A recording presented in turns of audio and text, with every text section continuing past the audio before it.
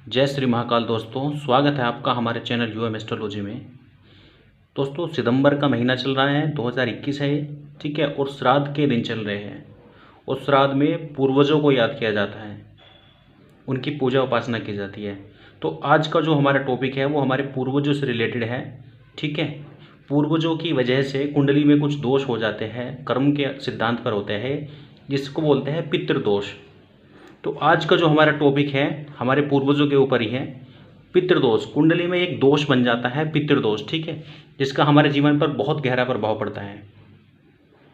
तो ये दोष कैसे होता है, ये होता क्या है दोस्त, और इसके क्या क्या सिम्टम्स है, क्या क्या लक्षण नज़र आते हैं जब हमारे जीवन में होने लगते हैं, और उसको उपाय कैसे दूर कर सकते हैं, ठीक है। आज का हमारा टॉपिक यही है, इसी टॉपिक पर हम बात करने वाले हैं। इससे पहले दोस्तों, अगर आपने हमारा अभी तक चैनल सब्सक्राइब नहीं किया है तो चैनल को सब्सक्राइब कर दें, ठीक है।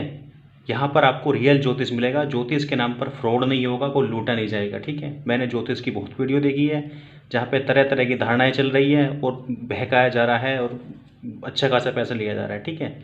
तो आप हमारे चैनल को सब्सक्राइब कर लें, आपको रियल ज्योतिष मिलेगा, ठीक है दोस्तों। और वीडियो को लाइक कर दें। बात करते हैं, आते हैं अपने टॉपिक पर, पितृदोष।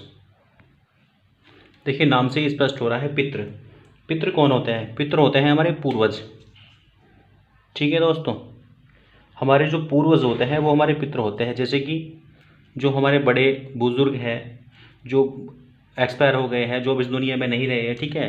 किसी की चाहे वो अकाल मृत्यु हुई है या कोई बीमारी की वजह से एक्सपायर हो गया है, कोई एक्सीडेंटल हो गया है, ठीक है। देखिए, दुनिया का पूरा सिद्धांत है कि जो एक बार जन्म लेगा उसको मृत्यु होनी निश्चित है, ठीक है। और जब इंसान की मृत्यु हो जाती है तो उसको तुरंत ही दूसरा जन्म नहीं मिलता है, उसके लिए कुछ समय होता है। जब तक अगले जन्म के लायक उसके लायक ग्रह, उसके लायक नक्षत्र, उसके लायक सब चीज़ कंप्लीट नहीं हो जाती, तब तक उसका जन्म नहीं होता और तब तक वह इसी ब्रह्मांड में रहता है। उनको एक सूक्ष्म शरीर दे दिया जाता है, ठीक है। तो उनका हमारे जीवन से कहीं ना कहीं रिलेशन होता है, क्योंकि वो हमारे पूर्वज हैं, तो ठीक है। तो उनका आदर करना, ठीक है, उनका सम्मान करना, या उनके जो कर्म होते हैं, जैसे कर्मों के द्वारा कुछ सिद्धांत होते हैं, जैसे किसी का कोई कर्म होता है हमारे पूर्वजों का, तो उसका हमारे जीवन पर इफेक्ट पड़ता है। तो उसी से जो दोष बन के आता है वो पितृदोष होता है, ठीक है। जैसे कि आपको मैं बताता हूँ, जैसे कुछ चीज़ें जो होती है दोस्तों, जेनेटिक होती है। जैसे अगर किसी का कोई पिता है या माता है, घर में किसी को मान लीजिए कोई शुगर की बीमारी है, ठीक है, और वो शुगर जो है उनकी जो संतान होगी तो 70% चांस होंगे कि वो उनके संतान में भी आने के चांस होंगे। 30% चांस नहीं होंगे, लेकिन 70% चांस होंगे कि उनकी संतान में भी हो। तो वो क्या हो गया, वो एक जेनेटिक हो गया। वो किससे मिली? पूर्वजों से मिली, वो उनके पूर्वजों की वजह से मिली, ठीक है। किसी का मान लीजिए पिता है या घर में कोई सदस्य है, ठीक है, कोई बिजनेस करता है, कोई बड़ी कंपनी चला रहा है, एमडी है, चेयरमैन है, ठीक है, और वो लॉस हो रहा है उसमें, ठीक है, घाटा पड़ रहा है, और उस घाटे का फर्क जो होगा, मान लीजिए वो बर्बाद हो चुकी है कंपनी, रोड पे आ गया है, ठीक है, तो उसका जो असर होगा क्या सिर्फ पिता पे होगा? नहीं, उसके संतान पर भी होगा, क्योंकि उस घर में रिलेटेड जितने भी लोग हैं उसका असर सब पर पड़ेगा। क्या वो अकेला गरीब हुआ है? क्या अकेले को प्रॉब्लम हुई है? नहीं, उसके रिलेटेड उनके संतान, उनसे जो जुड़े हुए लोग उन पे हुआ है। तो जब यहाँ पे सीधा सीधा संबंध समझ लीजिए, जब यहाँ पे असर पड़ रहा है तो जो हमारे पूर्वजों के कर्म थे, उनकी कुछ इच्छाएं रह गई थी या उनसे कुछ गलतियाँ हो गई है, और जब वो ऊपर जाते हैं वहाँ पे तो उन्हें एहसास होता है कि हमसे ही गलती हो गई है, तो वो चाहते हैं कि हमारे जो बच्चे हैं, ठीक है, तो वो उस कार्य को करें। तो वो हम हमारे द्वारा चाहते हैं कि हम वो कार्य करें ताकि उनकी आत्मा को वहाँ पे शांति मिल सके, ठीक है। तो जब ऐसा होने लगता है तो कुंडली में पितृदोष आने लगता है। जैसे हमारे घर में कोई बच्चा पैदा हुआ है, बच्चे की कुंडली में पितृदोष आ गया, इसका मतलब ये है कि हमारे पितृ कहीं ना कहीं परेशान हैं और वो चाहते हैं, हमारे द्वारा संदेश देना चाहते हैं, बच्चे की कुंडली के द्वारा संदेश देना चाहते हैं कि आप उनके पितरों की शांति कराएं, ठीक है दोस्तों। अगर ये दोष किसी की कुंडली में बन जाए तो ज्योतिष के अनुसार दोस्तों, पितृदोष एक ऐसा दोष है जो व्यक्ति की तरक्की को रोक देता है, तरक्की नहीं हो पाती है, ठीक है, आगे बढ़ने ही नहीं देता है, भौतिक सुख मिलता नहीं है, संतान की प्राप्ति नहीं हो पाती है, ठीक है, और डेवलपमेंट तो बिल्कुल जीरो हो जाती है, डेवलपमेंट होती नहीं है, तरह तरह से ठोकरें मिलती रहती है इंसान को।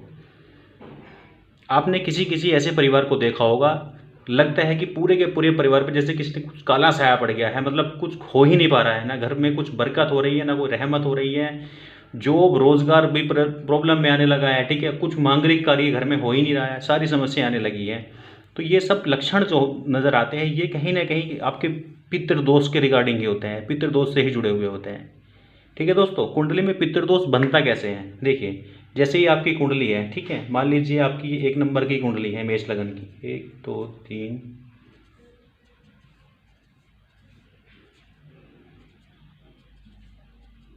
देखिए दोस्तों ये मान लीजिए आपकी कुंडली है, तो इसमें क्या बनता है, इसके लिए जिम्मेवार कौन होते हैं ग्रह बनाने के लिए, जो इसके योग बनाते हैं, खास तौर से इसके लिए जो सबसे ज़्यादा जिम्मेवार होते हैं, एक तो वो होता है सूर्य। ठीक है, सूर्य के साथ में अगर राहु आ जाए, स्पेशली राहु, या कुछ केस में कह सकते हैं केतु भी, जो पापी ग्रह होते हैं, ठीक है, या सूर्य के साथ में शनि आ जाए, तो समझ लीजिए पितृदोष बन गया है।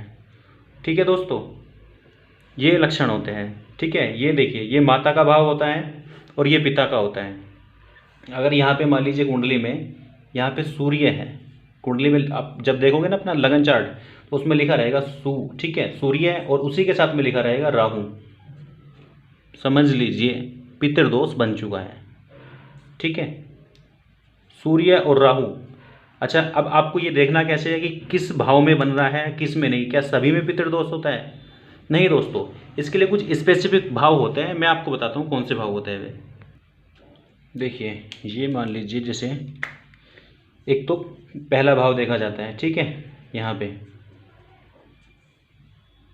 पहला, दूसरा, चौथा, पांचवा, ठीक है, सातवां,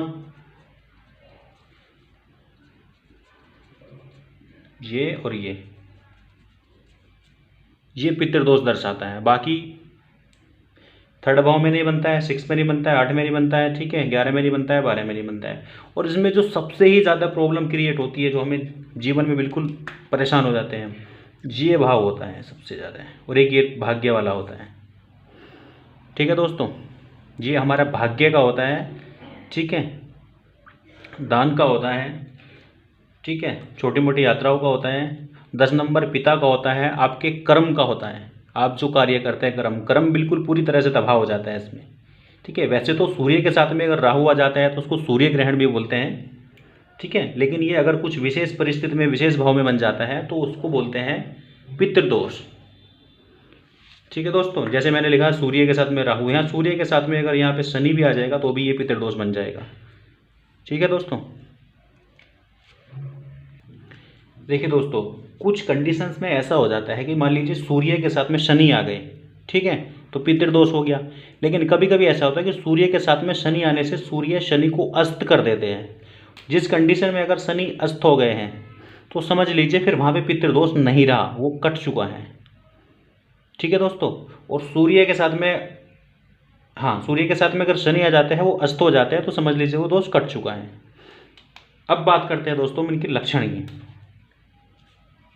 कैसे पहचानेंगे कि पितृदोष है या नहीं है। मान लीजिए किसी के पास कुंडली नहीं है, कैसे पता करेंगे पितृदोष है नहीं? तो मैं कुछ लक्षण बता रहा हूँ, ठीक है, उनके आधार पर जज कर सकते हैं। जैसे कि मैंने अभी बताया था कि एक तो डेवलपमेंट रोक देंगे, ठीक है, भौतिक सुख नहीं मिल पाएगा, घर में कोई भी मांगलिक कार्य होना, समझ लीजिए मांगलिक कार्य नहीं हो पा रहा है, बार बार प्रॉब्लम आ रही है, बार बार समस्या आ रही है, मानसिक दृष्टि से इंसान परेशान हो जाएगा, ठीक है, वैवाहिक जीवन में समस्या आएगी और विवाह टाइम पे ही नहीं हो पाएगा, बार बार कुछ ना कुछ अड़चन लगी रहेगी।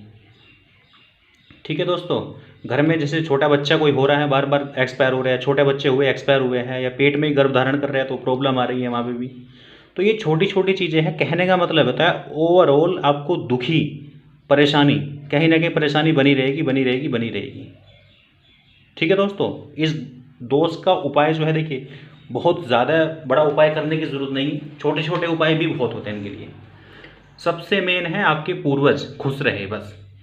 पूर्वजों को खुश करने के लिए क्या चाहिए? पूर्वज चाहते हैं कि बस हमारा सम्मान हो, ठीक है, हमारा मान हो। इसके लिए सबसे ही बेस्ट होता है, सबसे बेस्ट होता है कि आप अमावस्या के दिन, देखिए 1 महीने में एक बार अमावस्या आती है, तो अमावस्या के दिन आप अपने पितरों को भोग लगाएं, ठीक है। उनकी उपासना करें, उनका नाम लें, उनको नमन करें, उनको प्रणाम करें, ठीक है, और शांति की दुआ करें उनसे। सबसे बेस्ट तरीका है। कुछ और भी उपाय होते हैं, मैं आपको वो भी बता देता हूँ। जैसे घर में अपनी जो दीवार होती है दक्षिण दिशा की तरफ, वहाँ पे अपने पूर्वजों को फ़ोटो लगाए, उस पर कोई आर्टिफिशियल माला लगा सकते हैं, ठीक है दोस्तों। या फिर आप अगर मंत्र के द्वारा चाहते हैं तो फिर आप मंत्र जाप करें, ओम सर्व पितृ देवताभ्यो नमः, इस मंत्र का जाप करें, या ओम नमो भगवते वासुदेवाय, इस मंत्र का जाप करें, ठीक है। तीसरे उपाय की मैं बात करूँ तो दोपहर के समय, ये उपाय स्पेशली अमावस्या के लिए है, वैसे भी रोज भी कर सकते हैं। दोपहर के समय आप 1 लोटा जल ले लें, ठीक है। उस 1 लोटा जल में, ठीक है, थोड़ा सा दूध, अक्षत, गंगा जल, ठीक है, तिल और थोड़ा सा कुछ मीठा, बतासे, चीनी, कुछ भी है, वो आपको पीपल पे चढ़ाना है, जाके पीपल के वृक्ष पे चढ़ा देना है, ठीक है दोस्तों। ये आपको करना है। एक और उपाय है, देखिए, जो भगवान शिव से संबंधित है। आप शिवलिंग पर जाए, ठीक है, उसमें आप एक दूब होती है, जो घास होती है, ठीक है, उसको हल्का सा डालें थोड़ा सा और शिवलिंग पर अर्पित कर दे, ठीक। क्योंकि भोले बाबा एक ऐसे हैं, कोई भी ग्रह कितना भी खराब हो, ठीक है, कैसे भी आ रहा हो कंडीशन, चारों तरफ से आपको हमेशा सुख ही सुख देते हैं। आप भोले बाबा की शरण में जाओ, वो आपको हर तरह से शांति देंगे। आप उनकी पूजा करो, उपासना करो, उससे आपके दोष कटते हैं, पूर्व जन्म के जो कर्म है वो भी कटते हैं, ठीक है दोस्तों। देखिए, अगर आपके पितृ शांत हो रहे हैं, ठीक है, तो आप ये मान लीजिए आपको एक रक्षा कवच की तरह काम करेंगे। आपके घर में कोई भी प्रॉब्लम आ रही होगी तो पितृ उसको रोकने का कार्य करते हैं, अगर आपके पितृ शांत हैं तो। और अगर वही अशांत है, अगर मान लीजिए कोई घर का आदमी है, आपका घर का इंसान है, ठीक है, अगर वो ही परेशान है, घर वाला ही परेशान है, तो उसका असर सारे घर पे पड़ेगा ही पड़ेगा, ठीक है। और घर में कोई इंसान बहुत सुखी है तो उसका असर भी सारे घर पर ही पड़ेगा। वैसे तो देखिए, सितंबर के माह में श्राद्ध होता है, ठीक है, और 15 दिन का होता है। जो भाद्रपद का महीना होता है उसकी पूर्णिमा से स्टार्ट होता है, और अगली अमावस्या तक जो होता है, कृष्ण पक्ष की जो अगली अमावस्या आती है, अमावस्या तक 15 दिन का होता है। इसमें पितरों को भोग लगाया जाता है, ठीक है। पितरों के लिए पूजा की जाती है, जैसे गया में की जाती है, बद्रीनाथ में होती है, उज्जैन, बहुत सारे और भी स्थान है, सब जगह पे पूजा पाठ होती है। तो वहाँ पर जाकर भी पितरों के लिए मंत्र आह्वान करा सकते हैं, पूजा करा सकते हैं, ठीक है। और घर पर भी उनका भोग लगा सकते हैं, जैसे कि मैंने कुछ उपाय बताए हैं, आप ये कर सकते हैं, ठीक है। शनिवार के जो दिन होता है, एक पीपल के पेड़ के नीचे एक दिया जलाएंगे तो उससे भी पितरों को काफ़ी शांति मिलती है, ठीक है दोस्तों। अगर आप किसी टॉपिक पर वीडियो चाहते हैं तो बताइएगा, ठीक है। और अगर कोई आपका सवाल हो तो आप हमें कमेंट कीजिए, हम वहाँ पे आपको जवाब देंगे। तो दोस्तों, आप अपना कुंडली उठाइए, ठीक है, और देखिए, और जिन लोगों के पास कुंडली नहीं है तो वो लक्षण देखिए, उनके क्या लक्षण बन रहे हैं। लक्षण सीधे सीधे हैं, इंसान की तरक्की रुक जाती है। अगर कोई भी बिजनेस कर रहे हो, कोई व्यापार कर रहे हो, शेयर मार्केट हो, यूट्यूबर हो, दुकान चला रहे हो, आप किराना है, आपका कंपनी है, प्रोडक्शन है, कुछ भी कर रहे हो, बार बार जॉब लग रही है, छूट रही है, तो आप एक बार ज़रूर देख लेगी, हो सकता है आपके पितर आपसे खुश ना हो। तो आप अपने पितरों को मनाइए, अपने पितरों की पूजा कीजिए और अपना खुशहाल जीवन रखिए, ठीक है दोस्तों। वीडियो देखने के लिए धन्यवाद। कोई कमेंट हो तो आप कमेंट कर दीजिए, आपको जवाब मिल जाएगा।